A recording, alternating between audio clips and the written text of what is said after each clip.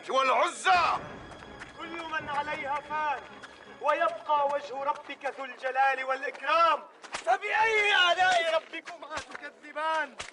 يسأله من في السماوات والأرض كل يوم هو في شأن.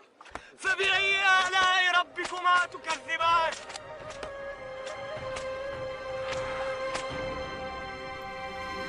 हमें इसी बात का डर था। वल्लाही आज मुझे उन लोगों पर तरस आ रहा था। अगर आप इजाजत दें तो मैं कल भी जाकर। ना ना ना, बस बस बस। क्या बात है उमर, लोग अखलाक भूल चुके हैं। कौन लोग? आजकल तो मक्का में सिर्फ दो तरीके के लोग हैं। काश मैं मोहम्मद के सहाबाओं को कसूरवार ठहरा पाता। कसूर हमारे ही लोगों का है। जब उन पर जुल्म होता है वो खामोश रहते हैं। जब उन्हें गालियां दी जाती हैं, हिकारत की नजर से देखा जाता है, सिर्फ मुस्कुरा कर जवाब देते हैं। जो उनमें कमजोर थे वो मजबूत हो गए हैं, और जो मजबूत हैं वो रहमदिल हो गए हैं। और इसके उलट हम में जो ताकतवर हैं वो जालिम हो गए हैं, और जो कमजोर हैं वो इन ताकतवरों के खिलाफ हो जाते हैं, और या फिर उनसे बचने के लिए उनकी हाँ में हाँ मिलाते हैं। वो एक दूसरे के लिए रहमदिल है। अमीर गरीब की मदद करता है। अबू बकर, उस्मान, मुसाब इब्ने उमैर, अबू हुदैफा इब्ने उतबा, वो एक बराबर हैं बिलाल, सुहेब और सालिम, जो पहले गुलाम था अबू हुदैफा का। जबकि हम दर्जातों में बटे हुए हैं, अजीम और हकीर। अजीमों में भी कई दर्जात हैं, तो फिर हम लोग कैसे कामयाब होंगे? आज मैंने इब्ने उम्मे अब्द को बुरी तरीके से पिटते हुए देखा।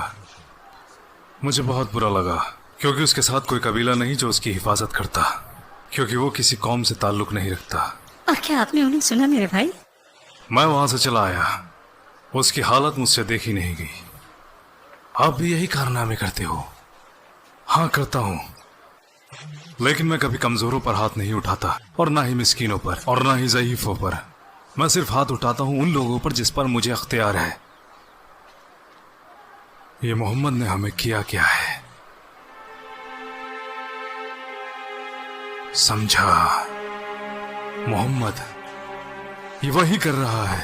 ये सारी परेशानियां हमें उसकी वजह से ही पेश आ रही हैं।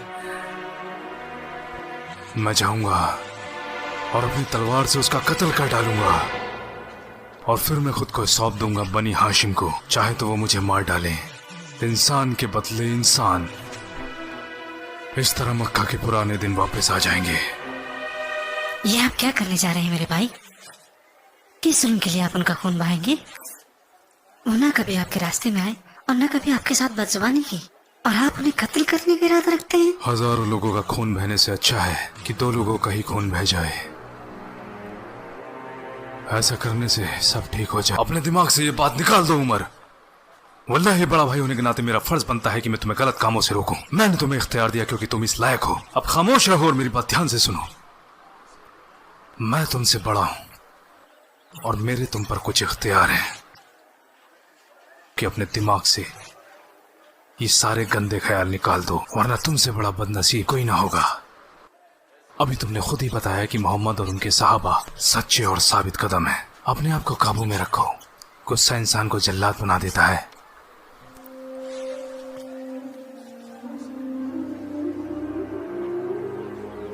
ये करीब आकर वापस लौट गए। कब तक?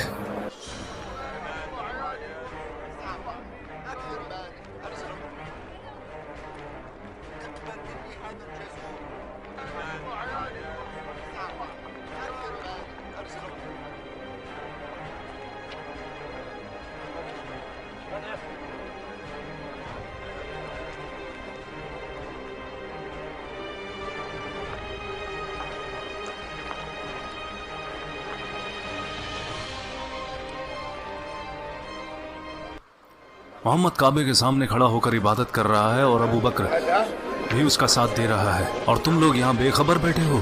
चलो मेरे साथ, हमें उन्हें सबक सिखाना ही पड़ेगा।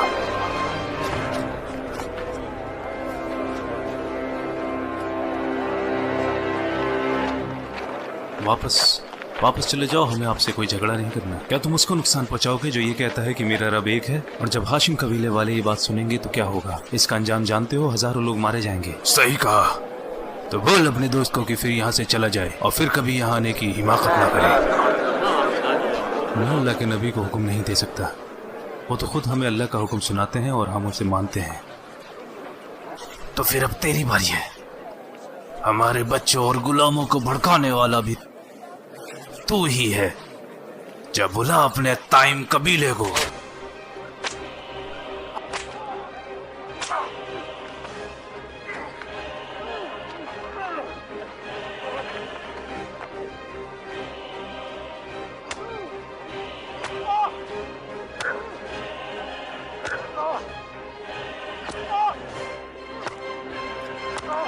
ये मेरे बच्चे के साथ इन लोगों ने क्या किया? वल्लाही ये तो हमेशा से गरीबों, यतीमों और बेवाओं का सहारा रहा है। इनमें इतना बाखलाक और वफादार इंसान, वो इनके साथ ऐसे कैसे कर सकते हैं? कैसे? हम भी उनका वही हाल करेंगे जो उन्होंने आपका किया है। कुछ तो बोलो बेटे, कुछ तो बोलो। जब से इन्हें यहाँ लाए हैं ये खामोश हैं। मुझे तो डर है कि कहीं शाम होते होते अगर ये कुछ ना बोले तो। इन्होंने अपने होठ हिलाए, देखो देखो इन्होंने होठ हिलाए। कुछ कुछ कहो बेटा, कुछ कहो, कुछ तो बोलो। रसूल अल्लाह की क्या हाल है? हम तो यहाँ आपकी खैरियत के लिए आए थे, उनसे हमें क्या? हम आपकी हिमायत करते हैं क्योंकि आप हमारे रिश्तेदार हैं। अकेला छोड़ दो, मुझे अकेला छोड़ दो। सुनो, इन्हें कुछ खाने पीने को दे देना।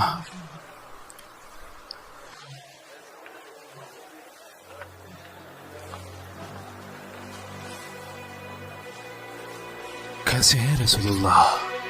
वल्लाही मुझे उनका कोई नहीं। उम्मे जमील बिन्ते अल खत्ताब के पास चाहिए। मगर किस लिए? मुझे मेरे बेटे अबू बकर ने भेजा है। मुझे मोहम्मद बिन अब्दुल्लाह के बारे में जानना है। मैं ना तो अबू बकर को जानती हूँ और ना ही मोहम्मद इब्न अब्दुल्लाह को। सुनिए, क्या मैं आपके बेटे से एक बार मिल सकती हूँ?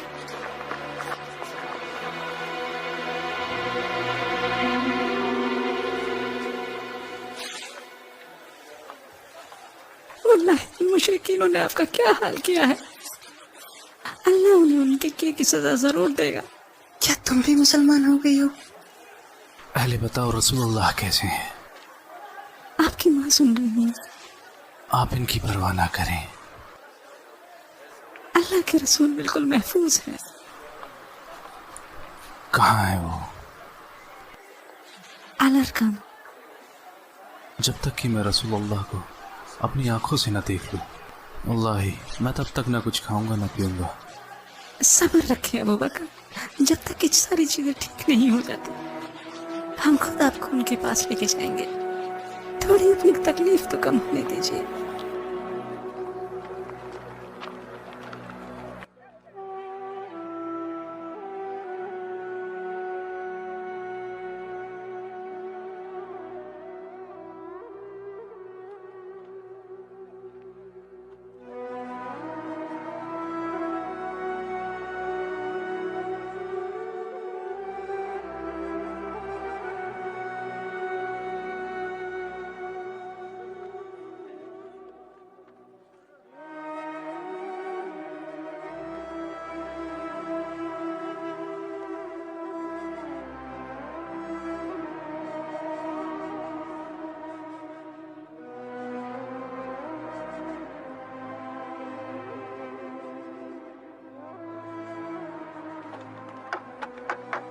कौन?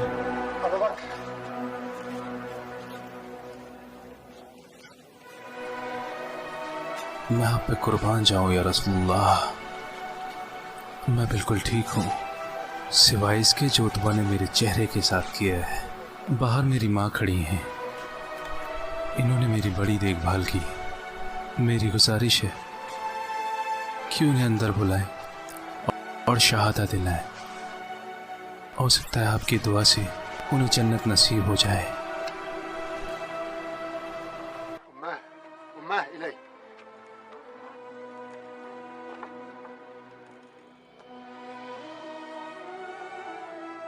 أشهد أن لا إله إلا الله وأنك رسول الله.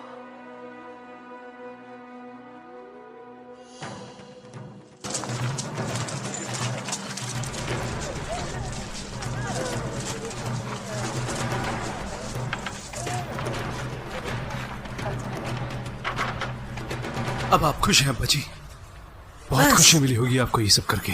अबू जहल की बातों में आकर आपने भी वो कर दिया जो आपको नहीं करना चाहिए था। तुम्हारी हिम्मत कैसे हुई अब्बा से इस लहजे में बात करने की? मैं अपने अब्बा की इज्जत करना जानता हूँ। मैंने इन्हें दीन की दावत दी थी, लेकिन तुम लोग ये नहीं चाहते कि इससे आप लोगों के दर्जात कम हो जाएंगे। अबू बकर अब्बा जी, उनके जैसा दिलदार कोई नहीं। वो लोगों में बाअखलाक, बामुरव्वत और खलीक हैं, और आपने उनके चेहरे पर अपने जूतों से इस कदर वार किया कि वो पहचाने भी नहीं जा रहे। और मैंने साहबाओं से सुना कि इसका गुनहगार उतबा है। हमारे खुदा उनकी जबानें काट दें और तुम्हें बहरा कर दें, ताकि तुम उन लोगों से हमारे अब्बा के बारे में बुरा ना सुन सको, क्योंकि तुम में उन्हें चुप कराने की हिम्मत नहीं है। क्या तुम्हें इनकी इज्जत का बिल्कुल ख्याल नहीं? वल्लाही मैं अपने अब्बा को समझा रहा हूँ। इन्होंने बहुत ही घिनौना काम किया है जिसका खामियाजा सभी को भुगतना पड़ेगा। वो सबसे ज्यादा अजीज और इज्जतदार साहबाओं में से एक हैं, और मैं उनकी परवाह करता हूँ। और उन पर मेरे अब्बा ने शिद्दत से जुल्म ढाया। अपनी जबान को लगाम दो। बस, जो भी मैंने किया उसकी ना मुझे खुशी है और ना कोई मलाल। मैंने अपने लोगों को ताकीद की थी कि मोहम्मद को अकेला छोड़ दें और उसे उसका पैगाम देने दें। अगर अरब उसे मार देते हैं तो तुम्हारा काम पूरा हो गया, और अगर वो जीत जाता है तो उसकी इज्जत तुम्हारी इज्जत होगी। लेकिन उन्होंने मेरी सलाह को नहीं माना, और वैसे भी मुझे अपनी कौम के साथ रहना है। शायद वो लोग गलती कर रहे हैं। अपनी कौम को छोड़कर भागने से बड़ी गलती और क्या होगी। जैसे एक ऊंट अपने झुंड को छोड़ के चला जाता है। तुम या अबा हुदैफा, तुमने अपने अब्बा का कुनबा छोड़ा है। मुझे भी तुम्हारे साथ वही करना चाहिए था जो बाकी के लोग अपनी औलादों के साथ कर रहे हैं, जिन्होंने अपनी पुरखों का दीन छोड़ा है। वो उनको जेल में रखते हैं, भूखा रखते हैं और बुरी तरीके से मारते क्योंकि हैं। तुम्हें गैरत नहीं है। मैंने तुम्हारे साथ ऐसा नहीं किया, हालांकि लोग इस पर मुझे सुनाते हैं और नापसंद भी करते हैं। अबू जहल जो भी उसकी बात मानेगा वो तबाह हो जाएगा। अब तुम अपने अब्बा की कमियां निकाल रहे हो। अब शायद ऊपर वाला ही हमारे झगड़े का फैसला करेगा।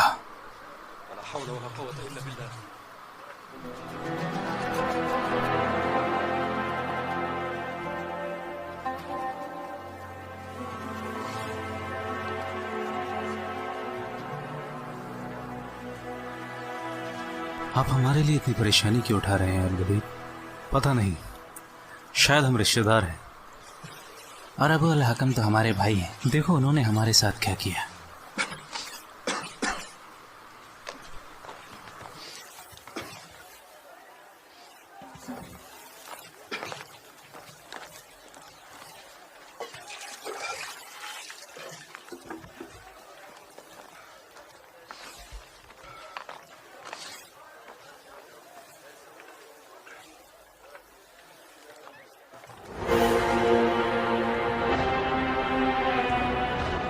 मुझे अपने करीबियों को देखकर तरस आया, इसलिए मैं वहां गया। तरस या कुछ और? क्या मतलब है? तुम उनका ख्याल क्यों कर रहे हो जबकि उनका भाई अबू अल हकम मौजूद है? अबू अल हकम वो तो उन्हें खाना और पानी देता है, सिर्फ इतना ही ताकि वो जिंदा रहें और वो फिर से उन पे जुल्म ढा सके। तो तुम क्यों उनके लिए खलील बन रहे हो? तुम्हारा इस बात से क्या लेना देना? खामोश हो जाओ खालिद, तुम मुझ पर अपना हुक्म नहीं चला सकते जब तक। लेकिन तुमने गलत किया अल वलीद। जानता हूँ तुम्हारी नीयत ठीक है, लेकिन वो लोग इस लायक नहीं कि उनसे हमदर्दी रखी जाए। इन लोगों ने हमारे दीन की मुखालिफत की है। लेकिन इसका ये मतलब तो नहीं कि वो हमारी कौम से ही खारिज कर दिया। लेकिन वो इस तरह से इसे नहीं देखते। अगर उनसे पूछोगे तो वो कहेंगे हम इस्लाम को मानते हैं, और वही जवाब देंगे जो मोहम्मद के सहाबा कहते हैं कि अल्लाह ने जाहिलियत को हटाकर इस्लाम का रिश्ता कायम किया है, और उन्होंने अपने बाप, भाई और कौम को छोड़ दिया क्योंकि वो उनके दीन को नहीं मानते। अपने से ज्यादा तवज्जो सुहेल, बिलाल और सालिम को देते हैं और बोलते फिरते हैं कि ये हमारे भाई हैं। अब्बा जी, उन्होंने अपने लोगों और माशरे को नहीं छोड़ा, वो आज भी अपने लोगों से उतना ही प्यार करते हैं, बल्कि छोड़ा है अपने कुनबे में पनप रही गलतफहमियों को। तुम तो उन्हीं की जबान बोल रहे हो, ये कैसे हो गया? मैं सिर्फ उनके बताए हुए अल्फाजों का मतलब बता रहा हूँ। हाँ, वो लोगों को दीन का सही मतलब समझाते हैं, क्योंकि उनका दावा लोगों को हक की बात करना सिखाना है। हम सब गज़िया कबीले से हैं। वो इस उसूल को नहीं मानते जो हमारे शायर कहते हैं, हमारा कबीला गलत तो हम गलत, और अगर हमारा कबीला सही तो हम सही। लेकिन उनके दिन के हिसाब से जाहिलियत की निशानी है। लोगों को साथ लेकर आता है वो है हक और इंसाफ। मैंने कुछ लोगों को कहते सुना है जो उनसे रसूल कहते हैं, जालिम और मजलूमों का साथ दो, लेकिन जालिमों की मदद करो ताकि वो नाइंसाफी छोड़ दें। मजलूमों की मदद तो सब करते हैं। अब आप दिमाग वाले लोग मुझे बताएं, क्या बेहतर है? क्या बेहतर है, ये या वो? क्या ये सब तुमने सुना है सलामा और अय्याश से? वल्लाही तुम बिल्कुल उन्हीं की तरह बात कर रहे हो, और मुझे डर है कि एक जैसी बात करने से दिमाग भी एक जैसा हो जाता है। क्या तुम भी मुस्लिम हो चुके हो अलवली? नहीं, लेकिन मैं सही बात कह रहा हूँ। लेकिन मैं उनकी हक की बातों, दलीलों और से मुतासिर हूँ। जहाँ तक अभी जहन्नुम और जन्नत की बात है, अच्छा है अगर यकीन ना ही रखो तो अब अबू अल हाकम के पास जाओ और उनसे माफ़ी मांगो। उन्हें खाना खिलाने के लिए माफ़ी मांगो, उनका ख्याल रखने के लिए, और जो उसने उनके साथ किया वो मैं माफ़ी नहीं मांगूंगा, बिल्कुल नहीं मांगूंगा। जाने दो खालिद, वो अपने दोस्तों को लेकर थोड़ा परेशान है।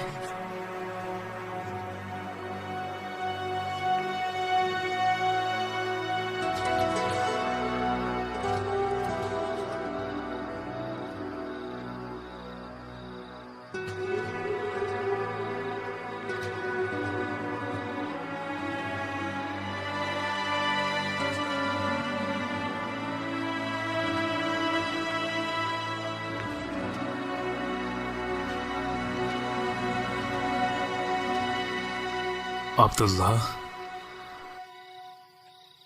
आधी रात को घर से बाहर। आप भी तो यहाँ हैं। मुझे कुछ अच्छा नहीं लग रहा था, सोचा बाहर जाकर थोड़ी राहत मिलेगी। तो दोनों की वजह एक ही है, परेशान हो? क्या हुआ? क्या कोई दो दिल रखकर जी सकता है उमर? एक अपने लिए और एक दूसरों के लिए? समझ में नहीं आ रहा, दिल की सुन हुई अब्बा की। क्या बात है? इस्लाम के बारे में सोच रहे हो?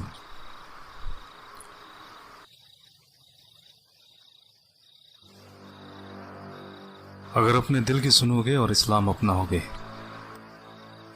तो तुम्हें इसके अंजाम भुगतने होंगे। मैं तुम्हारी खिलाफत करूंगा, लेकिन तुम्हारी इज्जत और तारीफ भी। लेकिन अगर दिल को मारकर बुज़दिली अपनाओगे तो दोस्त तो रहोगे, लेकिन मैं तुम्हें हिकारत की नजर से देखूंगा। समझ नहीं आता तुम्हें क्या हिदायत दूं। समझ गया, तुमने बिल्कुल सही फरमाया अल खत्ताब।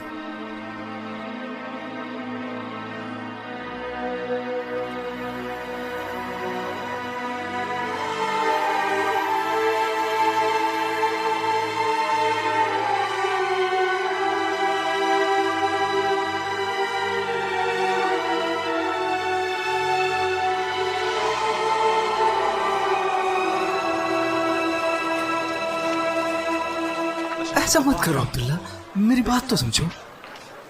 क्या हो रहा है यहाँ? अब्दुल्ला, बताओ अब्बा जी, कैसा लगेगा अगर आपको पता चले कि आपका बेटा दो नाव पर सवार है? बिल्कुल अच्छा नहीं। और ये अच्छा लगेगा कि हकीकत को जानते हुए भी वो एक बुज़दिल की जिंदगी जी रहा है। ना वलाती वलुज़्ज़ा। कौन बेहतर है, एक बहादुर बाअखलाक दुश्मन या एक डरपोक बुज़दिल साथी जिसने इज्जत बेच खाई हो? पहले वाला। लेकिन तुम ये सवाल क्यों कर रहे हो? तुम्हारे दिमाग में क्या चल रहा है? सही पूछा। मैं आपको बताना चाहता हूँ अब्बा जी कि मैं मोहम्मद में यकीन रखता हूँ और अल्लाह तो लुत्सा में यकीन नहीं रखता। क्या कहा तुमने अब्दुल्ला? मैं तुम्हें मार डालूंगा। आप नहीं करेंगे अब्बा जी। तुम्हें मेरी दौलत में से एक चवन्नी भी नहीं मिलेगी। जब एक अल्लाह का साथ है तो इन बातों की कोई परवाह नहीं। मैं तुम्हारे पैरों में बेड़ियां डाल दूंगा। सोचना भी मत अब्बा जी, ऐसा करने से आपको भी कोई खुशी नहीं मिलेगी। चले जाओ यहां से। और मुझे तुम्हारी कोई जरूरत नहीं, तुम मेरे बेटे नहीं रही। चले जाओ यहां से।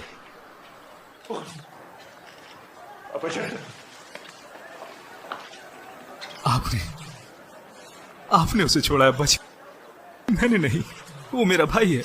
और तुम क्या उसने तुम्हें भी ये पाठ पढ़ा दिया? तुम कुछ बोलते क्यों नहीं?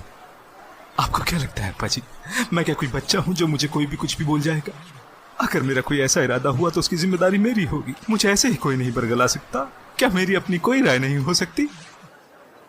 तुम अपने अब्बा की बात मानो, मेरा क्या? अब मुझे आपको चुनना पड़ेगा। बताओ क्या कहा? मैं अभी तक मुस्लिम नहीं बना। क्या कहा? अभी नहीं? कल का क्या पता अब्बा जी। आज ऐसी बात मत बोलो जिसके लिए कल आपको पछताना पड़े। हो सकता है कल आप भी इस्लाम तस्लीम कर ले। मैं नहीं बदलूंगा, चाहे पूरा कुरैशी क्यों ना बदल जाए।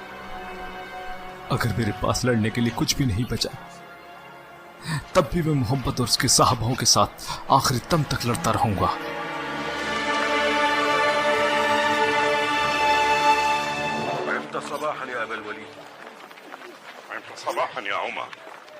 किस बात की जल्दी है? क्या तुमने नहीं सुना मोहम्मद ने अपने साहबा को हबशा में हिजरत की इजाजत दी है? क्या चाहिए उसे?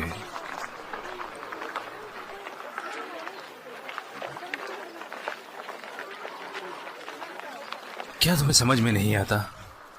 मैं कितनी बार तुम्हें समझा चुका हूँ। जानती हूँ, जब तक तुम्हें आजादी नहीं मिल जाती। लेकिन क्या तुमने कभी मेरे बारे में सोचा है वाशी?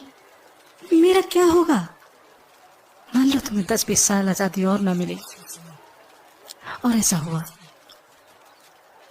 तो सोचा है मैं कहाँ जाऊंगी? और अगर अगले ही साल मिल जाए तब भी क्या? मेरा मालिक क्या मुझे तुम्हारे लिए आजाद कर देगा? तुम्हारी समझ में नहीं आएगा।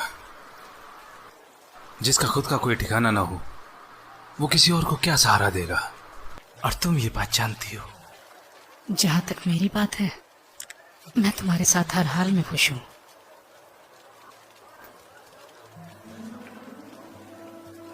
यहां कुछ है वाशी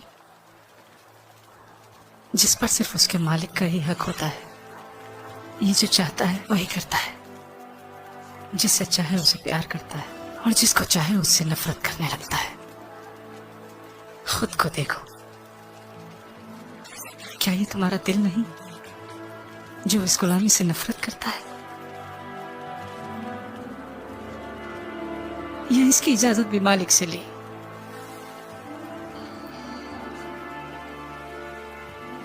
अगर इस दिल के साथ किसी को नफरत करना जानते हो तो तुम जिसे चाहो उसे प्यार भी कर सकते हो। इस बात को बिलाल समझ गया था, लेकिन तुम नहीं समझ पाए। उसका नाम भी मत लो।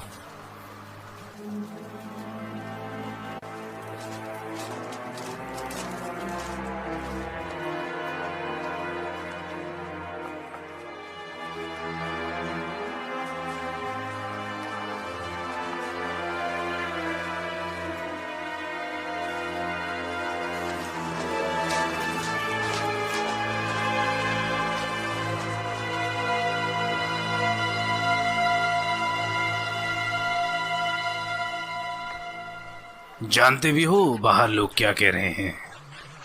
जो कमजोरों पर जुल्म ढाए जा रहे हैं, या जो सहाबाओं के साथ हो रहा है, उससे मोहम्मद बहुत दुखी है। इसीलिए उन्होंने हबशा की हिजरत का फरमान जारी किया है। लेकिन तुम क्यों जाना चाहते हो? तुम्हारा बाप तो कौम का सरदार है। क्या ये बुरा ना होगा अब्बा जी कि हमारे सहाबाओं पर जुल्म होते रहे और मैं खड़ा होकर तमाशा देखूं? क्या ये बुरा नहीं कि हमारे ख्याल जुदा है और हम साथ रहें? हम आपके पास जरूर हैं, लेकिन आपके साथ नहीं। और क्या ये बुरा नहीं कि मेरे अब्बा जहन्नुम की तरफ जा रहे हैं और मैं उन्हें बचाने के लिए कुछ भी नहीं कर सकता? और ये मुझे गवारा नहीं कि मेरी हिफाजत के लिए आपको लोगों के आगे शर्मिंदा होना पड़े। शर्मिंदा तो मैं तब भी हूं जब तुम मेरे साथ हो, और तब भी रहूंगा जब तुम चले जाओगे। वो कैसे?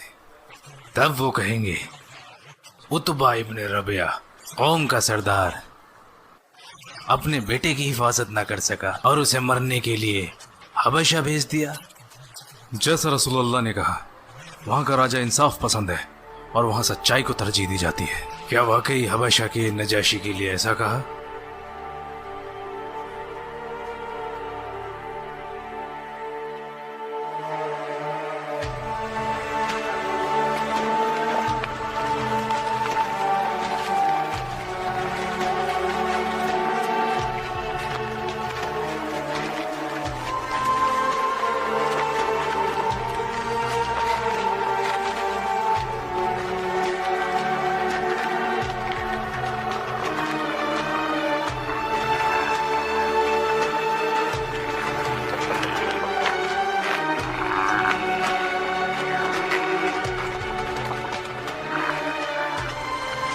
मोहम्मद ने हमारे बच्चों को हमसे अलहदा कर दिया है।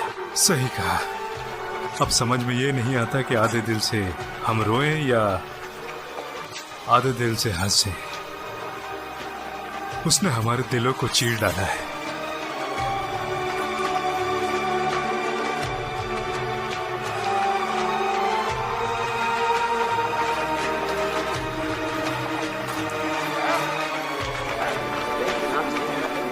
उन्होंने हमारा काम आसान कर दिया। अच्छा हुआ वो खुद ही यहाँ से चले गए। अब हमें उनसे छुटकारा मिल गया। मैं तो चाहता हूँ उनमें से एक भी हमारे बीच ना रहे। यहाँ से जाकर उन्होंने अच्छा ही काम किया, खुद को हमारे अजाब से बचा लिया। अब वो हम में से किसी को नहीं बरगलाएंगे। अगर मुझे कुछ सबसे ज्यादा बुरा लगता था तो उनका हमारे बीच में रहकर इबादत करना। जाने दो उन्हें हबशा। अल्लाह ती उन्हें इस बात का इल्म भी नहीं कि उन्होंने अपनी मौत का रास्ता खुद चुना है। तुम्हारा क्या मतलब है अबुल हकम? वहां के राजा का दीन मोहम्मद के दीन से जुदा है। उनकी मुकद्दस किताब, तौर तरीके बिल्कुल अलग हैं। ये तो हमारे अपने लोग हैं, फिर भी हम इनका दीन बर्दाश्त नहीं कर सकते। तो सोचो वो लोग कैसे करेंगे। तो एक बात बताओ अबुल हकम, तुम्हें खुशी होगी कि तुम्हारे लोग किसी गैर मुल्क में जाके मारे जाएं? अगर ऐसा होता है तो हम पर हमेशा हमेशा के लिए तहमत लग जाएगी। अगर लोग अपने मुल्क में अपने लोगों के हाथों मारे जाएं तो कोई शर्म की बात नहीं, लेकिन गैर मुल्क में कोई उनका कत्ल कर दे हमारे दीन से खारिज होने के बाद भी, बिल्कुल अच्छा हो या बुरा, उन्हें हमारे साथ रहना चाहिए।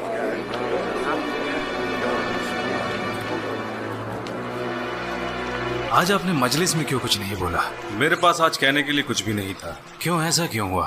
क्या कभी इससे पहले हम ऐसे हालातों से गुजरे हैं? अभी बस मैं यही कह सकता हूँ कि जो हम चाहते हैं वो नहीं हो रहा, जबकि दूसरी तरफ मोहम्मद आगे बढ़ता जा रहा है और हम लोग गफलत में हैं कि क्या करें और क्या ना करें। ये सच है, हमें मोहम्मद का दीन नहीं चाहिए, लेकिन हम करें भी तो करें क्या? लोगों पर सख्तियाँ बढ़ाने के बावजूद वो उनसे जुड़ते हैं और रुतबे और रसूख वाले लोग भी उनके आगे कमज़ोर पड़ते जा रहे हैं। हमें उन्हें हबशा की हिजरत से रोकना चाहिए। हमारे लोगों को तो इससे खुशी होती है। क्या हम उन्हें जाने दें? तब बाकी अरब उन पर तरस खाएंगे और हमारी दिल आज़ारी करेंगे। क्या हम उन्हें हबशा में मरने के लिए छोड़ दें? तब लोग कहेंगे हमने अपने बच्चों की कुर्बानी दे दी, उन्हें अपने से बहुत दूर मरने के लिए छोड़ दिया। अगर दुआ करें कि नजाशी उन पे रहम करे तो बाकी अरब कहेंगे कि देखो, इन लोगों ने तो उन पर जुल्म ढाए, लेकिन गैर मुल्क के लोगों ने उन्हें अपने यहाँ पनाह दी। और अगर वाकई उन्हें वहाँ पनाह मिल जाती है तो वो गैर मुल्क में अपने दीन को फैलाएंगे, जबकि हम कुरैश इसी शहर में इन दो पहाड़ों के बीच पिसकर रह जाएंगे। अल्लाह ती मोहम्मद ने बिल्कुल इसी इरादे से उनको वहाँ भेजा है। तुमने सही कहा उमर। अगर वो प्यार से रहकर वहाँ अपने दीन को फैलाते हैं तो अपने फरमान के साथ महफूज रहेंगे। अगर यहाँ रहकर उन्हें हमसे या अरबों से जंग करनी पड़े और हम उनके कुछ सहाबाओं को कत्ल कर देते हैं, तब भी वो वहाँ महफूज रहेंगे। बिल्कुल वैसे ही जैसे एक सिपह सालार अपनी एक टुकड़ी को महफूज रखता है ताकि आमने सामने की जब लड़ाई हो तो वो बाद में उस महफूज टुकड़ी को बुलाकर दुश्मन के छक्के छुड़ा दे। ऐसे ही तो तुमने देखा मोहम्मद की सोच कितनी दूर तक जाती है और वो उसी हिसाब से सही फैसले भी लेता है, जबकि हम लोगों को अपने से आगे कुछ दिखाई नहीं देता, हमेशा गफलत में ही रहते हैं। पता नहीं तुम्हें क्या हो गया है, तुम लोग हिजरत की बात कर रहे हो ना। मुझे बस इतना पता है कि वो हमसे डर कर भाग रहे हैं। अल्लाह थी तुम लोग बस मोहम्मद के फैसलों की तारीफ करते रहते हो और हमारे बड़ों की बुराइयां। सही कहा, दुश्मन की ताकत जानने से पहले खुद की ताकत जानना बहुत जरूरी है।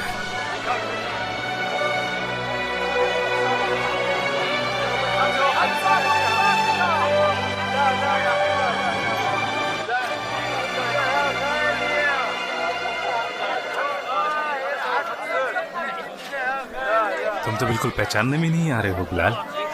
मुझे कुछ काम है, जरा सुनो तो। क्या है? मैं तुम्हारा दोस्त हूँ, क्या तुम भूल गए? मेरे दोस्त वो हैं जो अल्लाह और उसके रसूल में यकीन रखते हैं। ईमान लाने से फायदा हुआ है बिलाल, मुझे उसे खुदा में यकीन है। आजाद होके कैसा लगता है बिलाल? जिस इंसान के पास ईमान है वो ही इसकी कदर जानता है। मैंने ये नहीं पूछा, लेकिन मैं तो बता रहा हूँ, जिस दिन मैं मुसलमान बना मेरे जज्बात आज भी वैसे ही हैं।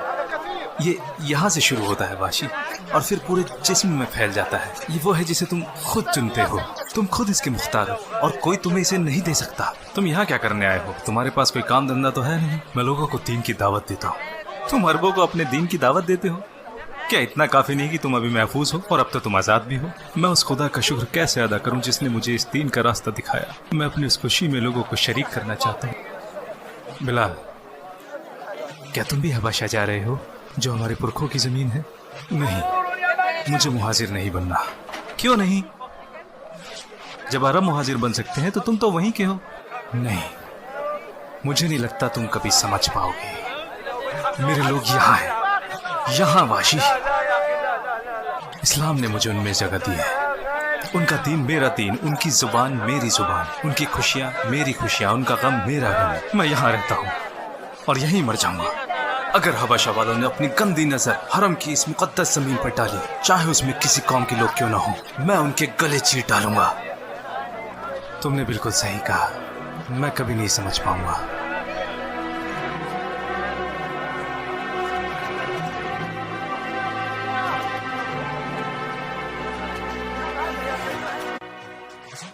वो जाना चाहता है, लेकिन मैंने तो उससे कभी कोई जोर जबरदस्ती नहीं की और ना ही उसे बंदी बनाने की सोची।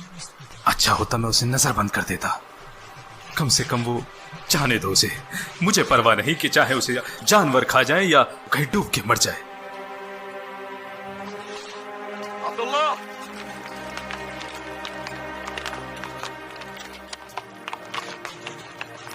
क्या तुम वाकई सहरा को पैदल पार करना चाहते हो? बनी आमिर के कुएं पर मुझे मेरे भाई लोग मिलेंगे और उनमें से कोई एक मुझे अपनी ऊंट पर ले जाएगा।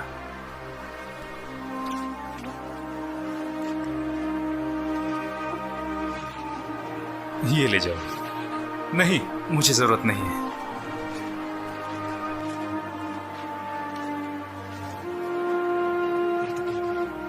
पागल मत बनो, तुम कैसे जाओगे? मैं इतना कमजोर भी नहीं हूं और मैं भी मक्का की सरहद में ही हूं।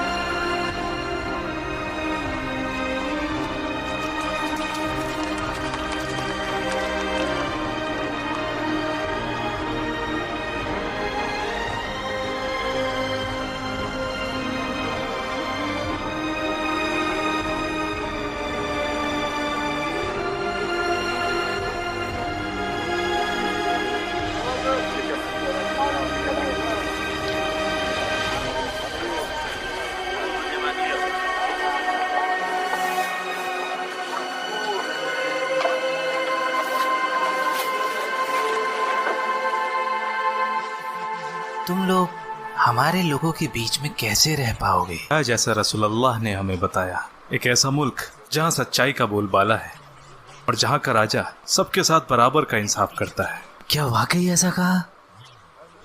जी वल्लाह। मैं तुम्हें मायूस नहीं करूंगा। अगर तुम्हें किसी भी चीज की जरूरत हो तो मुझे जरूर बताना। मेरे दरवाजे तुम्हारे लिए हमेशा खुले हैं, चाहे एक हो या पूरा मजमा। हमारे पास सब कुछ है अय्युहल मलिक, सिवाय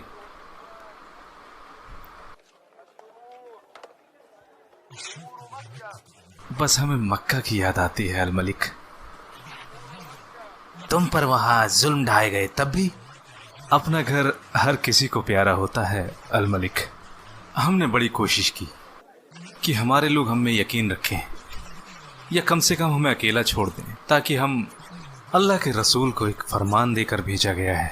वल्लाही उन्हें इससे ज़्यादा प्यारा कुछ भी नहीं कि वो अल्लाह की हिदायत लोगों तक पहुंचा सकें, मगर हमारे अपने ही लोग आपकी खिलाफत करते हैं। खुदा के रसूल ऐसे ही होते हैं, उनके खुद के ही लोग उनकी खिलाफत करते हैं। अगर उनकी फतह होती है तो आखिर में सब ठीक है, और अगर लोग उन पे फतेह पालें तो ये कौम के लिए अजीम नुकसान होता है। बड़ी खूबसूरती से समझाया अल मलिक। काश मैं यहाँ रहकर तुम्हारे लिए कुछ, जिससे कि तुम्हें थोड़ी बहुत आसानी मिल जाती और तुम्हें घर की याद ना आती, लेकिन सब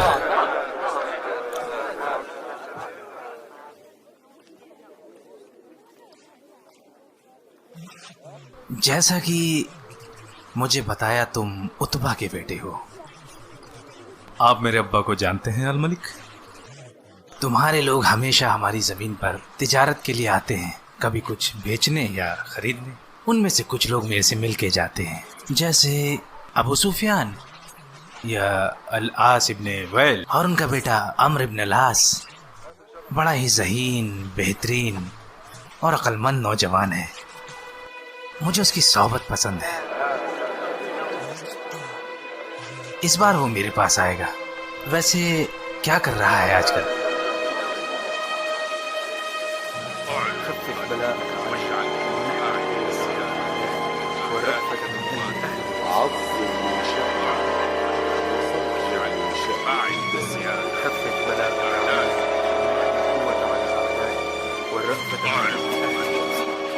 अब बताओ अबू अल हकम, और तुम अबू अल अली, और तुम अबू अब्द शम्स, और तुम बताओ कुरैश के लोगों, हबशा की हिजरत को लेके तुम सारे गलत हो गए।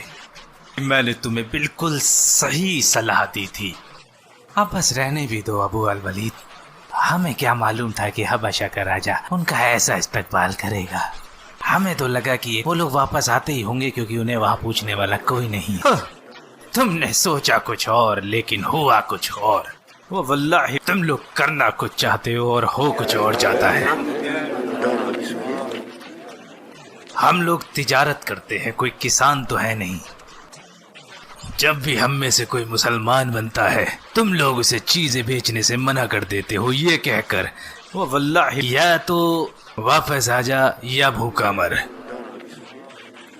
मगर अब चीजें हमारे अख्तियार से बाहर होती जा रही हैं।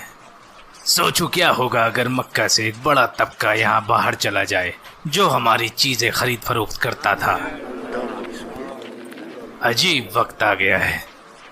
पहले हम लोगों की जिंदगी मुश्किल कर दिया करते थे उन्हें चीजें ना बेचकर, मगर अब वो हमारी चीजें ना खरीद कर हमारी जिंदगी को मुश्किल बना रहे हैं। और तलब हो कि कारोबार का बड़ा हिस्सा हम हबशा के साथ करते हैं। मुझे डर है कि अगर वहाँ का राजा उनका साथ देता है तो वो लोग हबशा के साथ हमें कारोबार नहीं करने देंगे। ऐसी सूरत हाल में हमारा कारोबार सोचो कहाँ जाएगा। हमें एक दूसरे पर इल्जाम से बचना होगा, कोई तो रास्ता होगा। अगर मेरी मानो तो मोहम्मद के मानने वालों पर अजाब ना करो, ताकि जब कभी भी हम तिजारत के लिए हबशा जाएं, हम में से कुछ लोग उन मुहाजिरों को समझा सके कि आप लोग अब वापस आ जाएं, आप पर कोई जुल्म नहीं होगा।